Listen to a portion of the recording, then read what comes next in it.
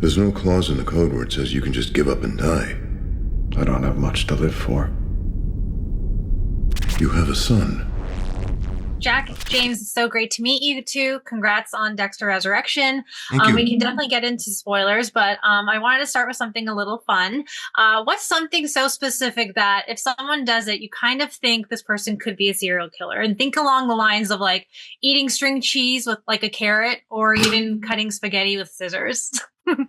Who's spaghetti with scissors? They do that in Korean restaurants. They cut the noodles with the scissors.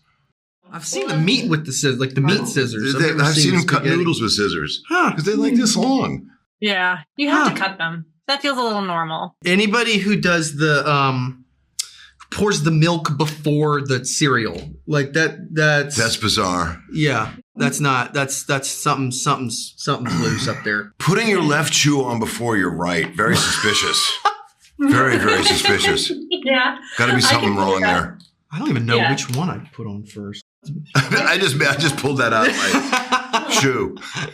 Oh, I've seen people not wearing shoes at the airport, so I think that kind of is in line with needing to put your shoes on. Shoes off and socks off on an airplane. Like when I see, I've seen people take their shoes off on an airplane before on a long flight. It's not my favorite thing in the world, but but people with letting the dogs out, and on a flight, putting it up on the arm, egregious. That's bad. So getting into the show, though, I love these episodes. I got to watch all 4 of them, but I'd like to talk to you guys all the way up to episode 3.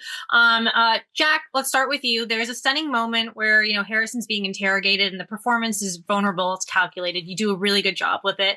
What was your approach to balancing Harrison's trauma with this emerging darkness? Well, I think they go hand in hand, really. It's sort of it's kind of an infinite loop. The darkness is not. I don't even know. Which came first, the chicken or the egg?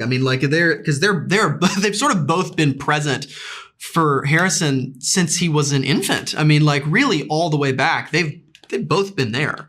And then in terms of that scene being interrogated by Kadia, who just is a human laser beam. There's not a ton of acting I need to do. With something that focused and sharp, just pointed straight at your face, you start to fidget. She does such a fantastic job in that scene. And then, the idea of having everything Harrison is, built, which, is not much at this point, but it is everything because he had nothing coming into this. Having all of it stripped away once again. You really don't want that to happen, man. I just so there just is pressure, really from all sides, both as an actor and as the character, which just was a gift. Made that scene really fun.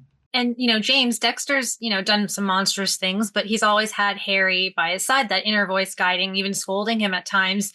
Do you think Dexter is really a monster if he has a conscience like Harry? Because it makes me wonder, what would he be if he did lose that voice? But then I also know he's got, Jack's, Harrison as that anchor as well in the real world outside of his psyche. Well, without Harry, I've said it numerous times that, Dexter would have been in an institution. Mm-hmm. And if he'd ever gotten out, would have been much worse, much more of a menace to himself and to society. Dexter has some very intense impulses, and yet he holds fast to a code of conduct which prevents him from hurting innocent people. And that's very appealing to a very wide audience. Is it vigilantism? I don't know. Et cetera, et cetera. But he isn't, he's hurting the bad guys. Yeah. There's something very interesting in the first scene of where Harry meets Dexter again after a long absence. There's a reunion and Harry's very gentle with Dex. He says, hello, son. And they say that they've missed one another. And then as it evolves, it becomes more of a wake-up call. Hey, hold on a second here. What you gave your kid was just a crash course, and that's not enough. And it sets Dexter back on the path of having a mission, having a responsibility to his own son, to teach him a code, as opposed to just, what did he call it? A one-night masterclass in murder. So Harry's still there helping Dexter find purpose, and yet Dexter is a grown man who's got his own mind, but he still loves his old dad. Piggybacking off of that too, I loved the scene when you guys reunited because, there's a line that Harry says to Dexter, he's like, age is a privilege. And that was unexpectedly moving. And I thought, for you, did that line hit differently as a returning father figure in this season? Because you have been the patriarch of this show, basically. I can't tell you how much of a privilege it is to be able to say that line. Recently I've lost colleagues, guys that were around my age. And there's a lot of guys that don't work anymore.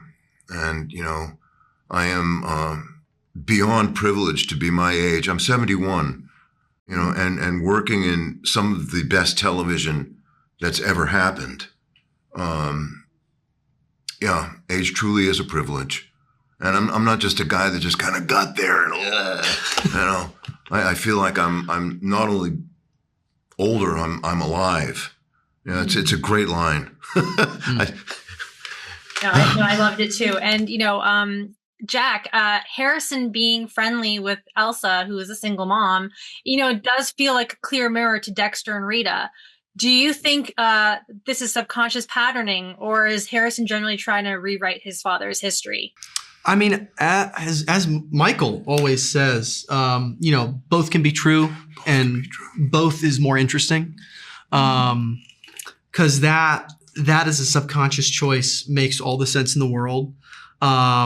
And that as a conscious choice makes all the sense in the world. I think she balances Harrison really well. Like he's carrying a lot and he's very, very dark. And she is also someone that, has not had an easy life and yet is full of just positivity and is so vibrant and, kind. And so I think that is something that attracts Harrison and, and he takes care of her kid who he loves. And that feels like a family, which again is what he has just lost over and over and over again. To lose one's family is just sort of unspeakably painful.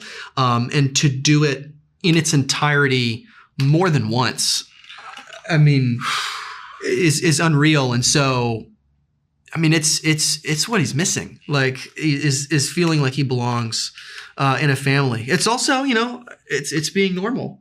Like, it's so much more beautiful than that. But it also touches, man, I don't want to be right. I just want to be normal.